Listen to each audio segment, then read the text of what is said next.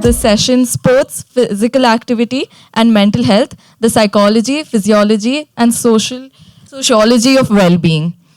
We have our speakers and moderators with us. I'm going to do a short introduction for them. We have Dr. Hemant Bhargav, Associate Professor of Integrative Medicine from NIMHANS. We have Shweta Subhaya, from the co-founder of Sisters in Sweat. We have Dr. Veena Mani from UL Research. And then we have Dr. Disha Musadi from sports. She's a sports psychologist. And we also have our moderator, Dr. Nandan Kamath from Sports and Society Accelerator. I'll just give a short brief about the session. This session will explore the powerful connections between sports, physical activity, and mental health and well-being through the three key lenses which I discussed in the title: psychology, physiology, and sociology. Our speakers will discuss how sports and physical activity interact with mental health, backed by insights from integrative medicine and high-performance psychology, community fitness initiatives, and sociological research. So we will start off with a small video.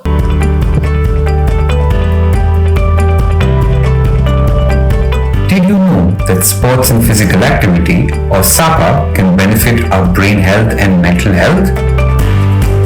Fortunately, we are taking conversations about our mental health more seriously and having them more openly than ever before.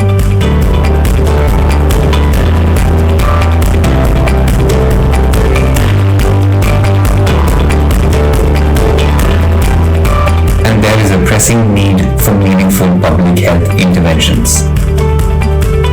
But how can SAPA help? Research has shown that participation in SAPA reduces the risk of brain health-related diseases, offers avenues for stress reduction, and enables social and community interaction. SAPA has also been shown to improve cognitive function, reduce anxiety, and boost mood.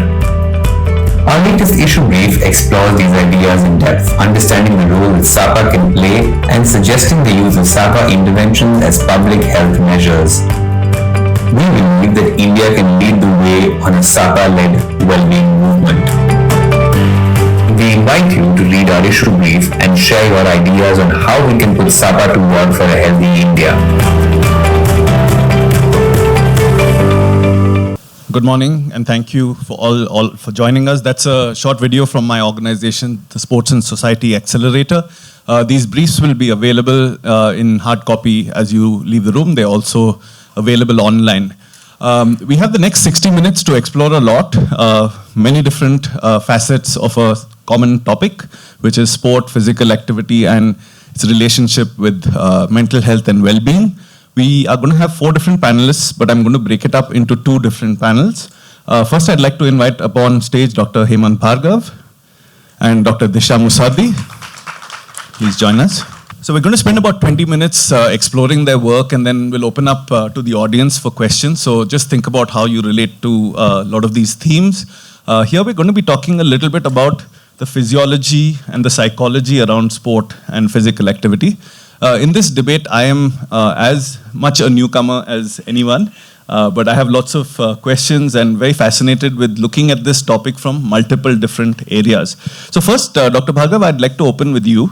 Could you tell us a little bit about your work, how it relates to this theme of sport and physical activity, particularly, I believe, with yoga? What interested you in this, and what are the types of work that you do in the field? Thank you, Nandan. I am Associate Professor in the Department of Integrative Medicine at NIMHANS. This is a new initiative, this department by the Government of India, where the traditional and the modern medicine approaches have come together.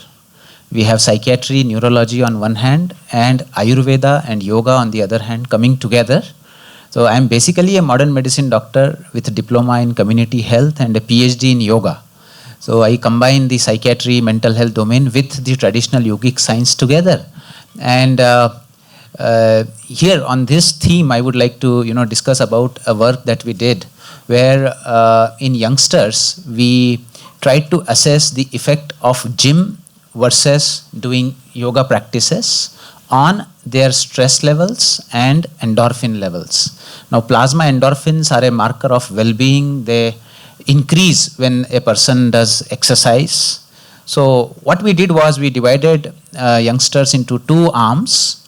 One arm went to gym for 45 minutes, and there was treadmill, there was aerobic exercising, lifting weight, and those that they liked. And the other arm performed yoga practices, which was a systematic module that started with Surya Namaskara practice, and they performed 12 rounds of Surya Namaskara. Followed by that, they lied down in Shavasana and relax, perform deep abdominal breathing.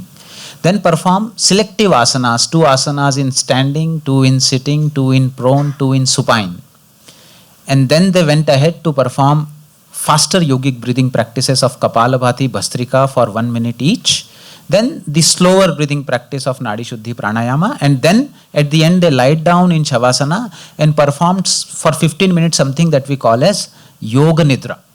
It is a deep yogic relaxation technique. And what we did was we measured their BMI, we measured their cortisol, we measured their endorphin levels, and we also measured their certain lifestyle aspects. It was done at baseline and after 8 weeks, and people underwent 5 sessions a week, regularly for 8 weeks. And when we looked at the results, results were very interesting. What we observed was that people, in both the arms showed good reduction in weight. BMI came down, they became more fit. In both the arm, we observed that there was improvement in the hand grip strength. There is a machine through which you measure how much they can press. So their hand grip strength became better in both the groups. But what is interesting is that the markers of the lifestyle, we did not give them any suggestion on what they should eat, what time they should get up, what time they should sleep. But people in the yoga arm started sleeping early, getting up early. In the exercise arm, this did not happen. Also, we observed that they started making better choices about their food. The eating outside and eating junk food came down in 8 weeks without any kind of a suggestion. So this is one finding. Second was both the groups showed significant improvement in endorphin levels, but the cortisol levels came down in the yoga arm more than the exercise arm. So this research, gave us an insight that when you do exercise, definitely it works on your body. But when your mind is not connected to the body, when I am in gym, when I am doing exercising, my mind is somewhere else. But when you do yoga, you align your body with your breath with the mind. This alignment has a significant deeper, values where you observe a transformation in the very nature of the individual. Yoga is a science which has evolved as something that aligns my biorhythm to the cosmic rhythms. And that is what we could observe in this particular study.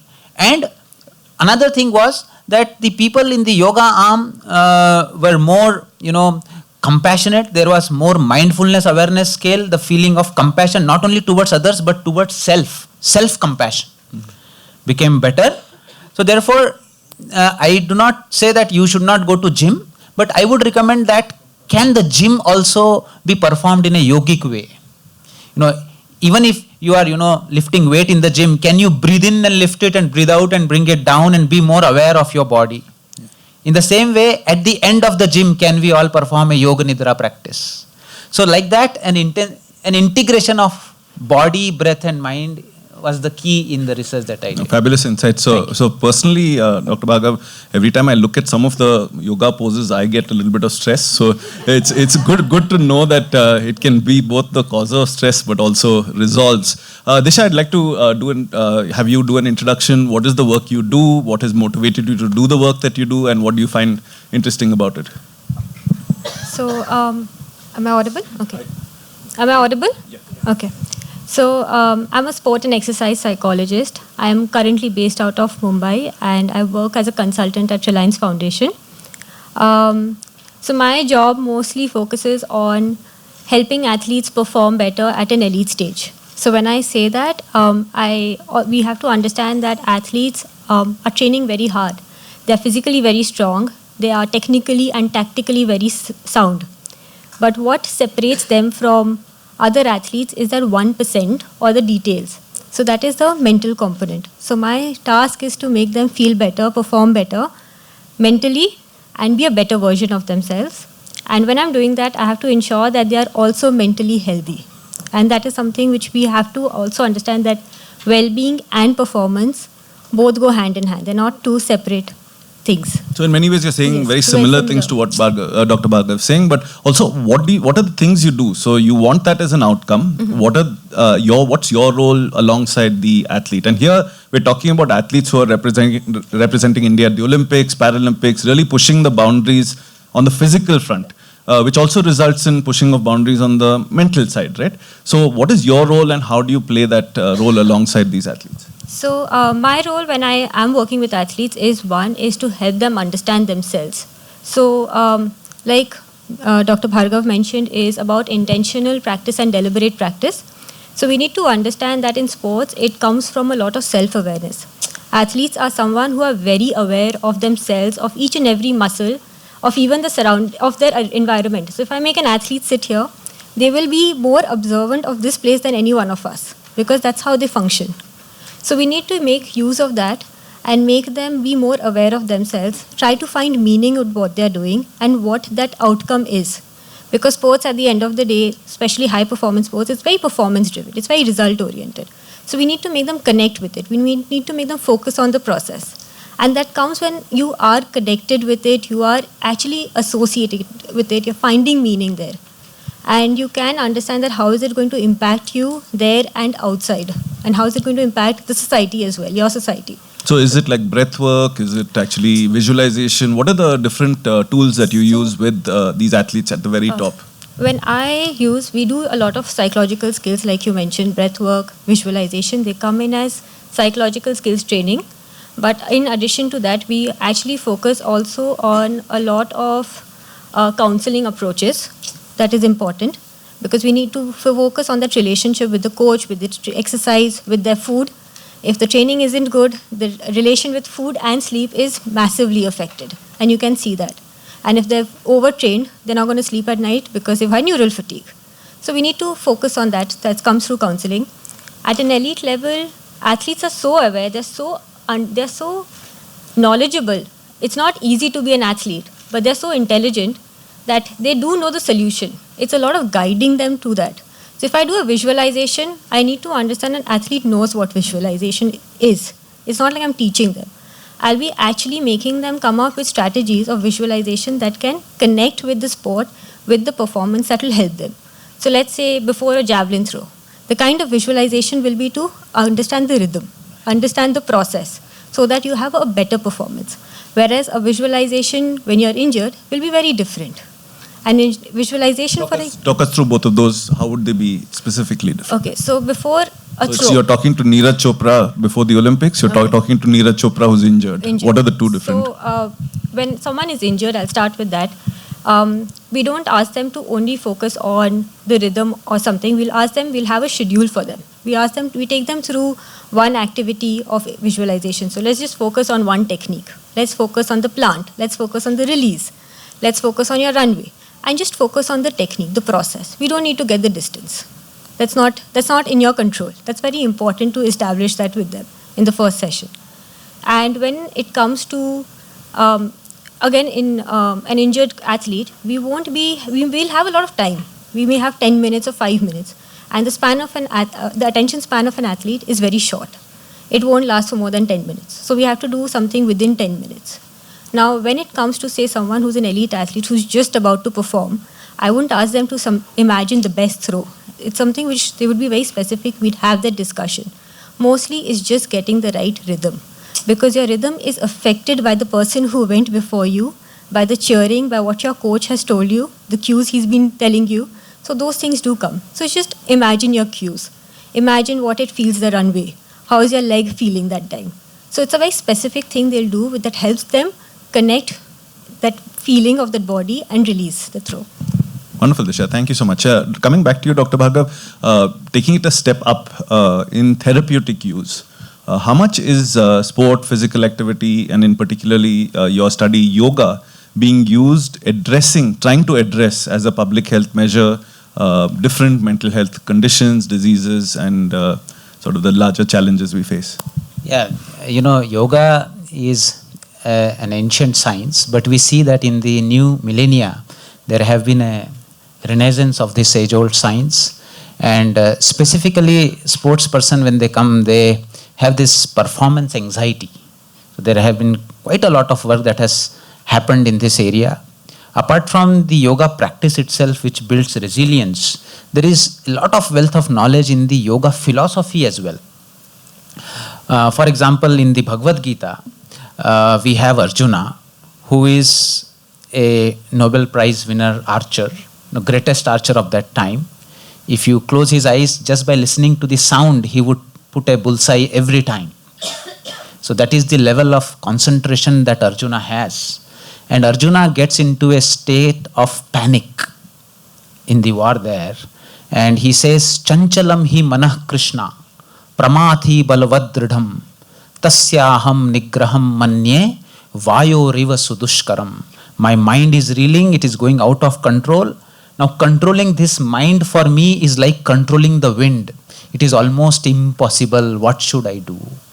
And then Krishna, you see his reply. He says, Asamshayam Mahabaho. He's agreeing with him, saying that no doubt, mind is difficult to control, but he also praises him, saying, Mahabaho, that you are a person who is a warrior. Asamshayam Mahabaho, Mano Durnigraham Chalam, Abhyasena tu Kaunteya, Vairagyena cha grahiyate. By practice and by letting go, with these two approaches, you should be able to conquer the mind. People come to us and they say that things have become so competitive that we feel very stressed. Now the yogic approach is, yoga says that when does the stress come? Stress comes when it is a competitive atmosphere, but I am not competent enough. When I am exposed to a competitive atmosphere without competency, then I get stressed. Now, most of us, what we do is we start putting our mind into our final goal, into the desire that, okay, I am winning the gold, I am reaching there. But we do not put that energy into the competence that much. So yoga says, karmanye vadhikaraste. What is there in your hand is work. What is there in your hand is your practice. So put all your energy into building your competence. Karmanye vadhikaraste ma phaleshu kadachana. Result is never in your hand. How nature will process your action, there are unlimited factors, so you cannot determine that. But yes, your action is in your hand. Put all your energy into the action. And with this, psychologist Csikszentmihalyi has come up with the concept of flow. When does a person get into a flow state? When all his energy he is able to gather into the action and completely merge himself into the action. When the doer, the action, and the act of doing become one. So it is here that yoga philosophy tells that you should focus on, and you should not be too ambitious or thinking too much of results. Put very small step. Okay, what is my training target today? I have to do it 100%. So if I put all my energy there, then you can overcome these kind of anxiety. Fantastic. So I think just to give some background, the British Sports Medical Journal did a piece around the use of increased physical activity in therapeutic uses where mental health conditions, and showed a strong correlation in many ways between physical activity rates and mental health conditions in the population, and showed that it's in many cases perhaps even more powerful than medication in addressing some of the conditions.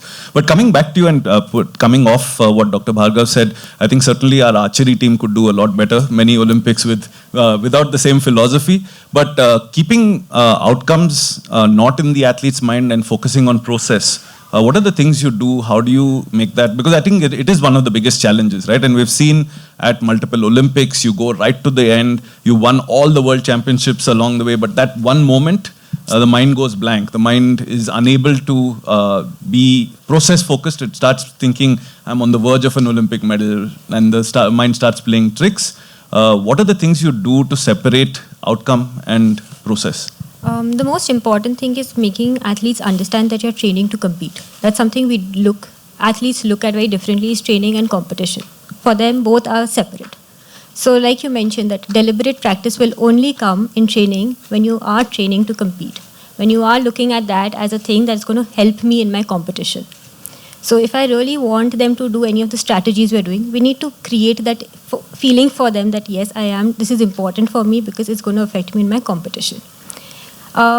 We always make sure, I think any stress or majority of the overthinking and rumination that athletes experience is because of things that is outside their control.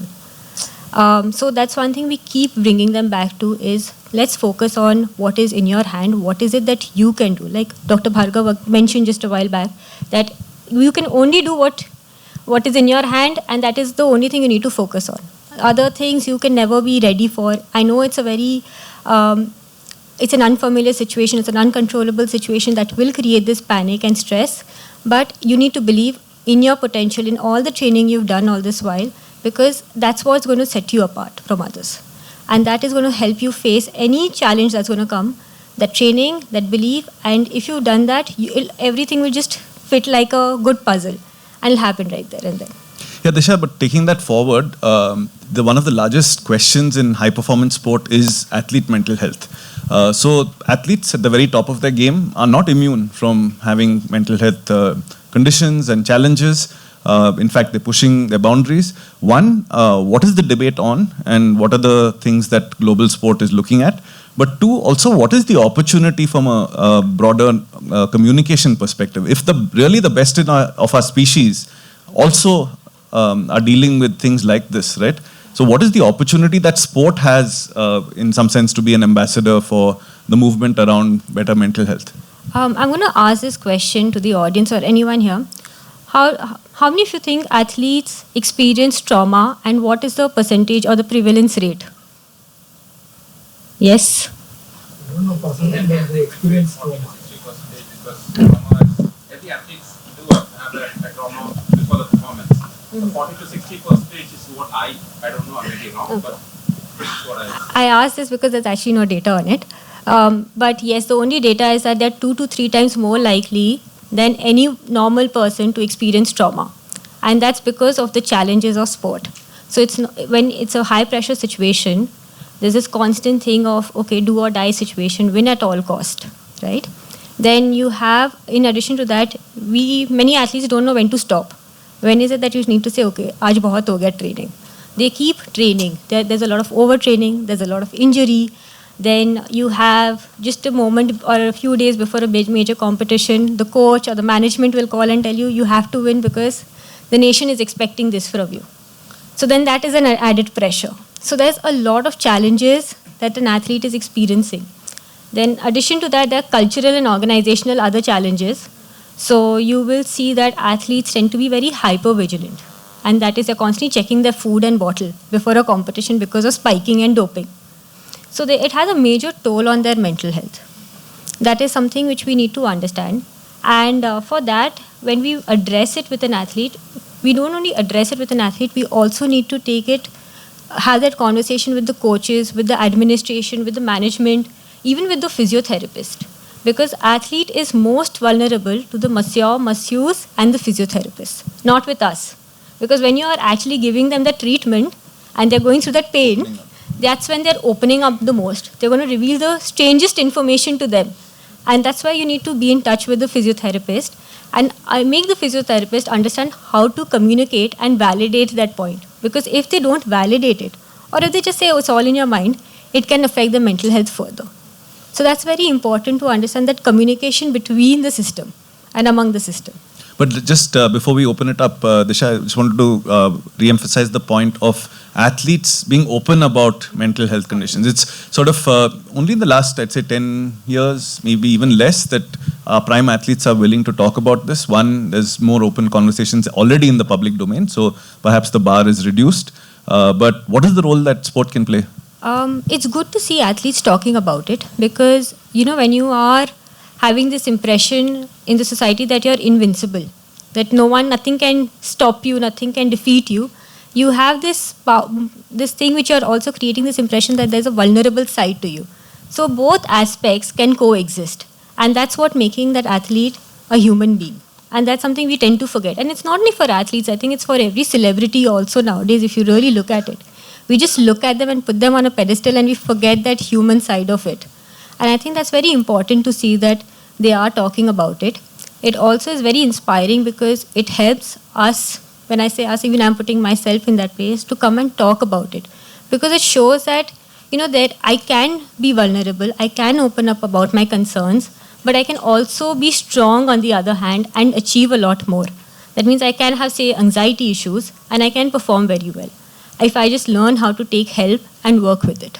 So it's very important. There's like a silver lining to it. Absolutely. Thank you, Disha. Open up to a few questions. Please make them questions rather than comments. Up front, this gentleman here. Do we have a mic? And please address it to a particular person. Yeah, very good morning. My question is to Disha. Since you brought some incident about mental, they're going, from common point I am asking, often we hear that sportsmen not participating in particular event due to the physical injury. But how about the mental injury which we do not come across? Is there any instance where they are not able to participate due to mental injury like that? And one more question, since you brought one question at a time, please. Okay. So I'm sure you all have heard of Simone Biles' incident where she didn't perform because of a mental health concern, not because of an injury. So I've actually seen a lot of athletes, and this is also something I've experienced, is athletes who've gone through a lot of trauma. And not trauma because of sports, but even personal trauma, or they've gone through these incidents where they've been sexually assaulted by some people and who are present. It's a very traumatic experience when you're going in a competition and they're there. And suddenly they have a freeze moment. So the fight, flight, freeze. And they have a freeze moment at the start line or at the runway, or even just before, like when they're in the penalty corner, when they've seen that person or heard the person. And they just don't know what to do. And that's something which we also help them understand. This is something which I may not do it on my own, address it. I bring in a clinical psychologist, or there will be, if it's a case of, there will be a clinical psychologist, psychiatrist, or a counseling psychologist who will work with an athlete as well. Because this requires us to understand the trauma and address that issue, because it will be triggered constantly. And in that case, sorry, I've diverted a little, but it's very important to make them understand what is the situation. Like, competition is not everything, it's also the well-being, and they have a choice when to stop, when to play, and what to do in that situation. So we've kind of prepared them for that situation, yes. Thank you. Next question. Disha, There's one up there. So we'll come to you next. Go ahead. one of my question is, because I'm here. Suppose you think that, you told that 2 to 3 times more traumatic among the sports persons. Suppose you won and you are in the first place. To retain that first place next time, how much traumatized you are? Because everybody's expectations are more, and also, yes, you should. So how much the trauma will increase on it? So I'm going to give an instance which I've actually been observing a lot with my athletes. This is something is, they're all chill till they've not made the record. Once the record has been made and once they've done something which was unimaginable, that's when they start choking. That's when they understand what choking in sport is. They're like, we don't know what to do. We just stand there. We don't enjoy the sport anymore. We hate every minute of our training. And that's something which we don't ever discuss, that, success or going to that height has a major con for them. And that's something which I think when we talk now, I think when I started noticing this trend in a lot of my athletes, I started having that conversation that, okay, you will be successful, but there will also be certain cons to it. And let's understand, that's not the end of your whole journey. Like, after you made a national record, you can still go and break that record. What do you do then? And what is the next step? So we set those targets. We made them also understand that it's them who's achieved that, so they have more potential to achieve the next big thing as well. Now, I think there's a lot of work around the crisis that is winning the gold medal. So people have spent 20 years training towards one goal, and then they achieve it. What does the next morning look like? I think it's... But Dr. Bhargav, just taking off on this, that there are thoughts here that perhaps Indian sport can really think through its integration with yoga and yoga practice and building an indigenous way of in some sense, sports psychology, sports training. We haven't done that particularly well yet. Yes. What are the opportunities? There have been talks that they are planning to include yoga into Olympics. Basically, what I feel is that traditionally speaking, Hatha Yoga, has been a wonderful mind-body technique. It makes you use each and every muscle of your body, which usually in the gym also we do not use. Gym trainers who come to us, they have a lot of strength, but they do not have flexibility. With yoga, with strength comes the flexibility. They say that, in Mahabharata, Krishna's body was the ideal body. When you touch it, it was as soft as a petal. But when he had to hit Chanura and Kamsa, it became as hard as a diamond. Bruce Lee also had that kind of a body because he was also meditative and a practitioner. So this flexibility and strength, both of them can be merged together very beautifully. And we also see neuroplastic effects. There is brain-derived neurotrophic factor in the brain that we have observed that both exercise can also increase BDNF, but yoga practices, especially, as she was also emphasizing, that people overstrain and they do not know when to stop.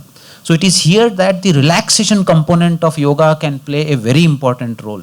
In fact, Yoga Nidra techniques have been shown, that it can lead to even deeper relaxation than sleep. The oxygen consumption is something that tells us how relaxed you were. The less oxygen your brain consumes in sleep, the more relaxed you were. And it was observed that after a session of Yoga Nidra, it is a modified version known as cyclic meditation, where people keep their mind in a zone. You do not allow your mind to become hyper excited. When it becomes too excited, you calm it down. And when it is about to enter into sleep, you again awaken it. So you keep mind in that range between the sleep and wakefulness. The longer you are able to keep it there, the more is the neuroplasticity. Now, all of us actually can do. In fact, for all these sports person, I would like to recommend this particular meditation. When you get up in the morning, when sleep is still lingering on and you have not completely woken up yet, make your spine erect. Close your eyes 90%. Do not close them completely, just 90% like a Buddha. Keep your right palm on the left palm. Now sit in Dhyana Mudra. On the bed itself you can do it. Now just sit like this and gently bring the awareness between your eyebrows. And only thing that you have to do is just keep on watching your breath. What you are doing is the calmness, the bliss of the sleep. You are just stretching it. And you will naturally be in that state where you are neither asleep nor yet awake. And you just stretch on. And with practice, people have been able to stretch it throughout the day. So you are in a state of meditation, and the meditation becomes quite easy then. And you will see enormous changes happening, especially in your mental resilience, especially for the sports people. The sense of doership is the problem. To be able to let go. So therefore, abhyasa is required and vairagya is also required. So I do my best, and then the ability to let go comes, because when do you let go everything? The text says, Mata amata bhavati, mother becomes no mother in sleep. The deepest of emotions also you are able to let go.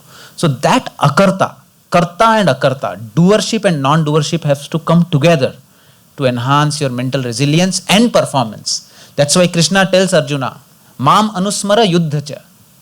Yogasthaha kuru karmani sangam tyaktva dhananjaya. First establish yourself in yoga, then do karma without attachment. Siddhyo asuddhyo samo bhutva samatvam yoga uchyate. Equanimity in success and failure. This samatvam state is yoga that you have to achieve. Fantastic. Thank you. Thank you. Just one last question before we move to the next segment. Please go ahead. So I'm not sure who would be the right person to address this, because what I want to ask you about is the middle rung in this pyramid. So you have all these teenagers who've climbed the ladder of sport, and they've now hit this middle rung where they can either accelerate and go up, or they plateau out and fall off. And there's a lot of stress, and there's a lot of questioning, a little bit, as you've already mentioned, that kids start to hate it, they don't want to go back to the sport. But then there's the family, the coach, the parents. Let's just talk about these two influencers who put in a lot of pressure, because now they're like, no, we cannot let you plateau, we cannot let you go down, you have to accelerate. How do we address the mental health of the cohort? What kind of conversations can be had with the support in this space to support the mental health of this individual, not just a performer, but a person? Yeah, I think, Disha, if you could help us with this, and particularly the IOC, the toolkits that are there now for essentially athlete and their cohorts. Maybe you can talk a little bit about it. It's very important to first help the athlete understand what is it that they really want out of it. So there's a reason why they're continuing, right? Even when that pressure is there, they keep waking up, they keep going for it. What is it? Why is it that they're doing? I think that's the first question I would ask any athlete. Again, the most important thing is, what is the parent or the coach getting out of it? Why is it that they're pushing the athlete so much to do this? So a lot of athletes, especially like you mentioned in this case, would also be those who need a job from sport, or they come from a family of sports persons. So that's where the pressure is also coming from. So now we need to understand, is it that these factors that's actually playing out, and try to make them understand what is it that they can understand. And like Nandan was mentioning, there's an IOC's whole toolkit. So what it's also important, if you refer to that toolkit, I think anyone can have a look. It's free and available online. So it mentions that athlete is a human being. So while there is an athlete, there's a performer, there's also a human being there, and we often neglect that. So we need to make them develop skills. So if you really see, athletes are very uni-focused. All they do is just train 8 hours and then rest the remaining hours, sleep, maybe they study for an hour, and they come back to their training in the evening. So, and in the free time, they're thinking about training, having the sessions with me or with the nutritionist. So it's very important for them to also have other skills and have a life outside their sport. Go to school, develop, or go to college, have certain soft skills. Many athletes don't know what, if they were here, they wouldn't understand how to start a conversation. Or what do you tell your partner when they are sad? They don't have that skill as well. They don't know how to tell the partner no when they have some demands, because those skills are lacking. So maybe we can also have those skills to make them understand, if not sport, is there a life outside that they want to explore, and how to do that, and take them through that conversation. And when we are doing that, we again work with the parents and coaches to understand why is it important for them to explore that side. Wonderful, Disha. Thank you so much, Disha and Dr. Bhargav. Thank you, everyone. Really lovely insights. Actually, very similar, the integration of a whole body and whole human being approach. But thank you for your insights. Really appreciate it. Thank you, Nandan. Thank you, Disha. And I'll request our next two panelists, Dr. Veena Mani and Shweta Subaya, to join us. Slightly different tone to this. Well-being and community. We'll be looking at the non-science aspects. Round of applause for our speakers.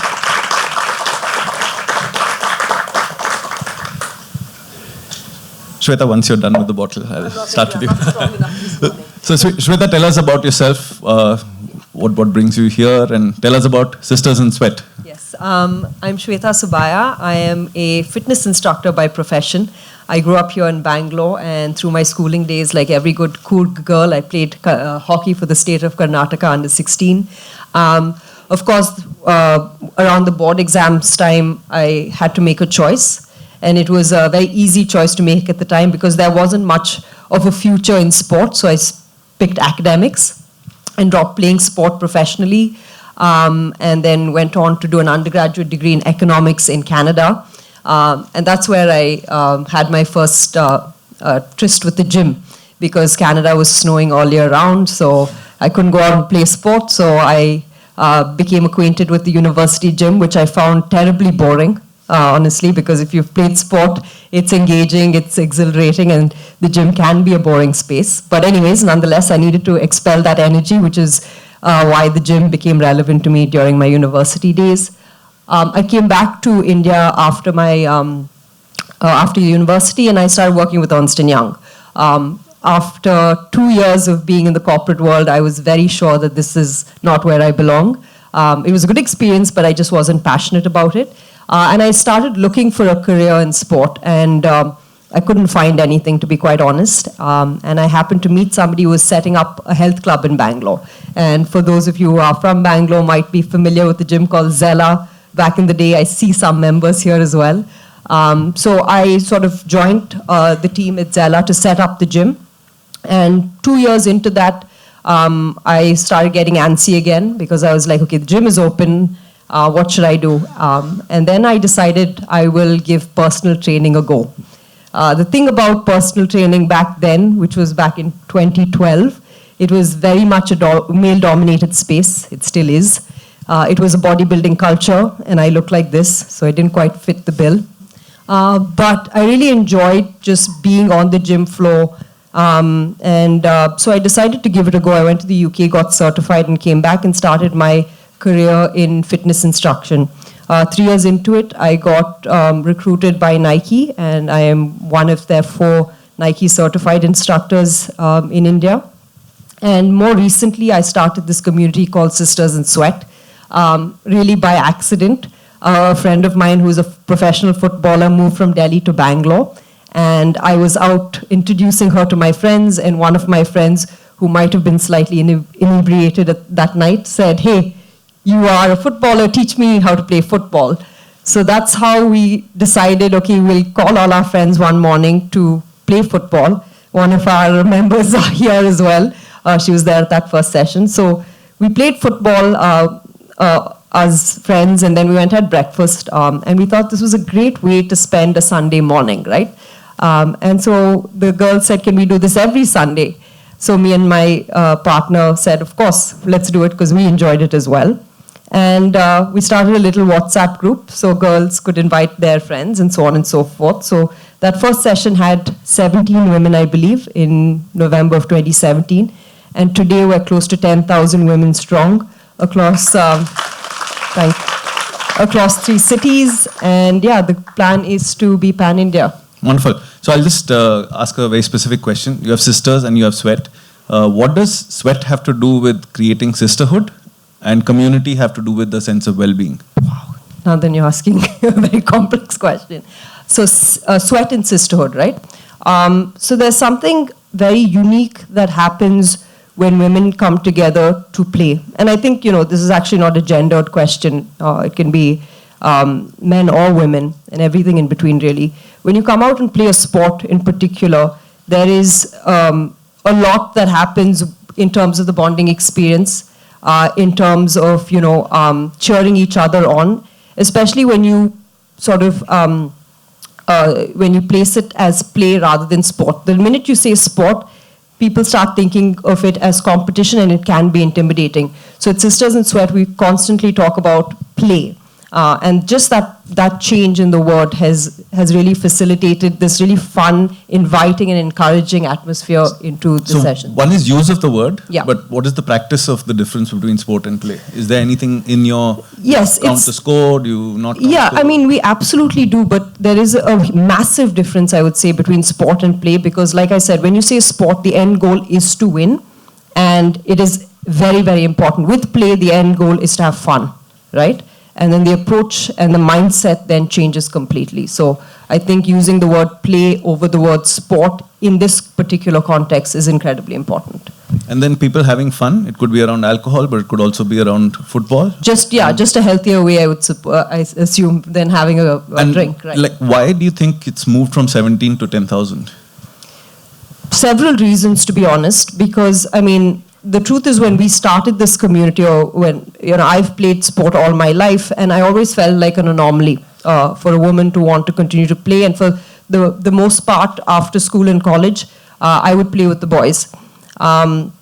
When we started Sisters in Sweat and saw the number of women who were coming out to play, I realized that, I wasn't part of the anomaly. I was just more comfortable, and I experienced a lot fewer barriers than most women in this country face while wanting to engage in sport. And so I think creating this women's only community helped overcome a number of those barriers, which I'll be happy to speak on as we go along. But I think that's the reason, this community was able to grow, because we created this safe space, an encouraging and inviting community where women could come and sort of engage in sport, which, formerly was a hard thing to do. Wonderful. Thank you, Shweta. Coming to you, Veena, situate your work in this context. What is it that interests you. You've done a lot of academic work, which is truly unique for India in particular, and very interesting communities you've studied. So tell us a little bit about what excites you and what you involve yourself in. Thank you, Nandan. So I am an anthropologist of sport. In India, mostly it falls into the domain of sociology. So I work with sociologists also. So I used to play basketball in school and in university. And when I got into academia, I couldn't see sport there. It's a major part of many of our lives, but it was not there. Right? In sociology, you would study family, kinship, marriage, right? But where is sport? But it is there, but it was not reflected in Indian academia. So that was when I wanted to explore sport. And I chose regional sports because I was curious why people played sport when there was no Olympic medal for it. There was no media coverage for it. So I particularly chose sevens football, which is a regional form of football which is mostly played in Kerala and some parts of Punjab, Calcutta, Goa, and most exclusively men played it. So I was sevens football. So it's seven aside. Against seven because there were no proper grounds. Not even on the same size field. No. Okay. So there was no standardized field. So it was also because lack of infrastructure. Right? So I looked at what is the connection between regional sport and communities. Right? What kind of community formation happened around sports? What was the motivation for playing sport for men? And what role did sport play in masculinities and mental health later on? Tell us a little bit more about what you've learned over your time So studying. first of all, it took me a while in my field work to, so being a female ethnographer, right, men would have very ready-made scripts.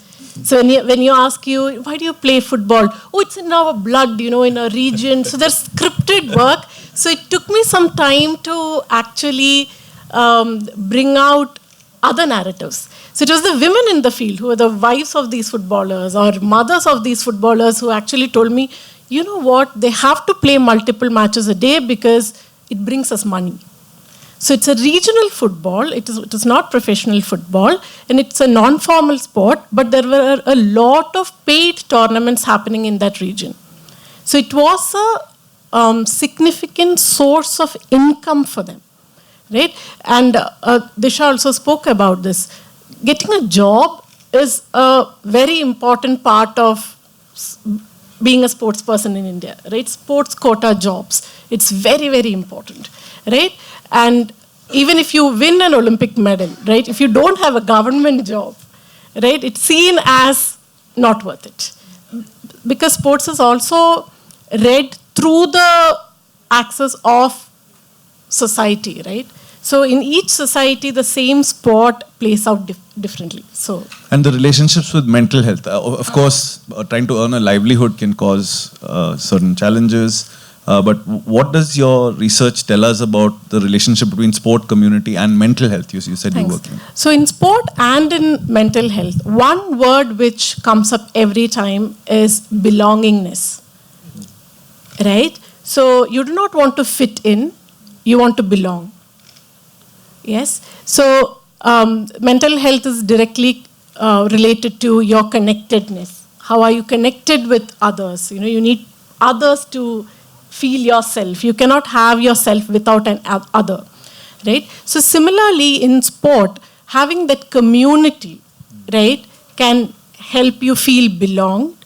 And what are the barriers in belonging, right? What are the things that actually pull you back when you try to belong in any community and also within sports community? So one of the barrier, the social categories, different social categories like gender, caste, your age, right? So that is something I'm interested in you talking about, right? Age, how does age allow you to play sport and also pull you back from certain spaces? So in belongingness, right, how are these social categories play an active role? So that is something which I look into. So people coming from margins into mainstreams of belongingness, and sport enables that in some cases, maybe also disables that possibly? thank you for that question, because one, there are a lot of stereotypes that exist, right? For instance, racial stereotypes. There are particular bodies that is suitable for certain kind of sports, right? Running, basketball, right? So when I said running or basketball, you had a certain figure in your mind, right? Where did that come from?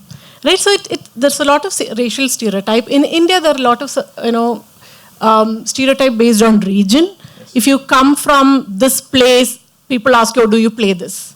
Right? If I meet a Bangalorean boy, I would assume that he would have played cricket. Right? If I meat somebody from Thank you. You come from Coorg, you played hockey. She already played into that stereotype. So there are stereotypes which gives an illusion of access to sport. I wouldn't say that these stereotypes actually work for people in the margins. I wouldn't say that. But it gives you a illusion that it helps them to bring into sport. But what actually happens is, even through government programs, when marginalized communities, children from marginalized communities are brought into sports hostels, for example, right, with full government funding, what is the approach of the coach to these children? I have noticed how even many policymakers, unknowingly, well-intentioned policymakers, will say something like, you know what, they are naturally so good at the sport, we need to give them only fewer resources. Right? This is a very common comment which I have heard in many interpersonal communications, right? So when I point that out, oh, this is not all right, they are ready to take it. But this is where many policy discussions begin. How little can we give them because they are naturally talented? So stereotypes play out in many different ways. They can be positive, negative. Yes. But your concept of belongingness, and this is something I relate to a lot, lots of athletes I speak to. One of the greatest challenges is retirement from sport. And actually, you survey lots of the top athletes, people who played for the country, even captain the country. The phase after retirement is among the most difficult for the mind. And when you ask them what they miss, most people would say, oh, media attention, money, and other things. Actually, what they miss is the dressing room. They miss belonging to that group who may not always have your back, but they know when it matters, they're part of this little tribe. Coming back to you, Shweta, belongingness. The challenges that you've said women face in access to sport, but what is giving them the belongingness of this tribe, of this community that you are building? Correct. A good question. The belongingness really started off, I think, the genesis of Sisters in Sweat was a group of friends that came together, right? And up until this point, we've grown only because a friend has told another friend, and perhaps more recently because someone has seen it on our Instagram. So I think that belongingness was very much, part of the DNA. You have a friend, so once you join the group, by default you become and belong to that group. So belongingness is incredibly important. I see a lot of women from, who've moved into Bangalore or Bombay, wherever we were present, and they don't know anybody, and they're looking for their people, their community, and they come to one of our sessions. And sport is such an amazing icebreaker. It's not contrived in any way. It's not like one of those settings where, okay, you have to introduce yourself and talk about what you do. You just get on the field. This is your team. You get introduced. Maybe you'll know their first name in the first instance. But the minute the ball is rolling, that bond and that teamwork and all of that and the high fives just give you that sense that just stitch it all well together.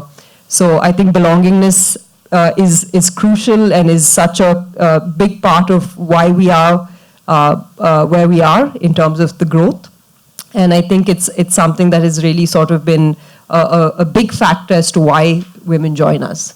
Wonderful. And Veena, coming back to you, your current work, Kalari Paitu and mental health. Yes. Tell us a little bit more about that. So I'm part of a project currently that looks at Kalaripayattu and well-being, all aspects of well-being. One important thing which I have found is the question of access. So Kalaripayattu is a traditional martial art which is mostly practiced in Kerala, but there are similar martial arts in other Asian countries, right? One question is access, where I found that in northern Malabar, there are many collieries. So collieries are the places where you practice Kalaripayattu. Most of them is free. They don't charge a fee to anyone. At any level, if you are practicing, they don't charge you a fee. It's traditionally understood that you do not charge to train a person in Kalaripayattu because it is very essential for the community well-being. That's the understanding, right? But for Kalari treatments, there are marma treatments that go along with this athletic practice. You can charge for treatments, but you do not charge for training, right? I was amazed to know that people do this for free, right? People do not capitalize on this because it is in a contemporary world. You capitalize everything. You even have to capitalize your hobby, right? But these are communities. Even Padma Shri Meenakshi Amma, she is 81-year-old, very amazing woman. She trains children even today, and they can join at any time, and it's free, completely free. And Kalaripayattu also, because it does not need a lot of gears. That's another important thing when it comes to access to sport, right? That is why cricket is seen as elite sport, right? You need all kind of things to play it in a healthy way. But football, maybe not that many gears, right? But one thing is, what I have found across all these sports, the basic infrastructure you need is a stable ground, right? So while I was playing, all basketball courts were cement, it was cement, and so it was so hard. And after many years, many of the high-performing athletes, their knees were taking a toll, right? So in Kalaripayattu Kalaris, it's clay, it's soil, right? So I think those aspects, right? It can really take us a long way, so that people will play the sport for a really long time. So yeah. Wonderful. So well-being also in stability. Shweta, something that you'd like every woman to know about sport, which may not be common knowledge. I would just go back to, I think growing up and even today, sport is looked at as a space for men, okay? And I think even if you played sport as a younger girl, sometimes and very often I find there is this threshold after which you feel like you don't belong on the sports field anymore. Your place is in the household as, a caretaker, whereas men continue to feel the sense of belonging to the sports field, to the ground. I would urge women to try and take that first step to step out. You can do it with us at Sisters in Sweat, and we'll promise to make it an inviting and encouraging space. But nonetheless, to try and overcome that barrier that you don't belong there. And I know there have been a ton of women that have joined us in their late 30s, early 40s, who have never engaged in sport, not even as children, because, for whatever reason, they didn't as younger people, but in their older age, they just didn't feel like that was a space for them because of what they've been told as well. And the smile that you see on their face the first time they, run free on the field, it's a beautiful feeling, and it's freeing in so many ways. So my appeal to you is to just come out and play. Doesn't have to be sport, play. Thank you, Shweta. Veena, what is the one thing you'd like every man to know about sport? Get out of the field. Good one. And to your previous point, guilty as charged. You made a point about men and why do they play? We all have preconceptions, but... Let me take a second. I would say now there are attempts to have girls and women access to playing fields. That attempt, I see those changes. I don't see so many coaches. I do not see women managers. I do not see women in a lot of decision-making rooms. So now the latest draft on sports governance does talk about this 30% reservation. So yes, give leadership roles to women. That is one thing. Second, it is your responsibility to make sporting space a safer space for everyone, right? So dressing room talks, right? You should be ready to be corrected. If a man or if a woman corrects you in your behavior, you have to take it, right? So thank you. So so the toughness cannot be just outward. It needs to come with, that generosity to take feedback and giving a safe space for women to play with you, to speak with you, and to take decisions with you. Point well taken, Veena. And I think just that relationship, sport and masculinity, I think lots to reevaluate. We could go on, but unfortunately we're out of time.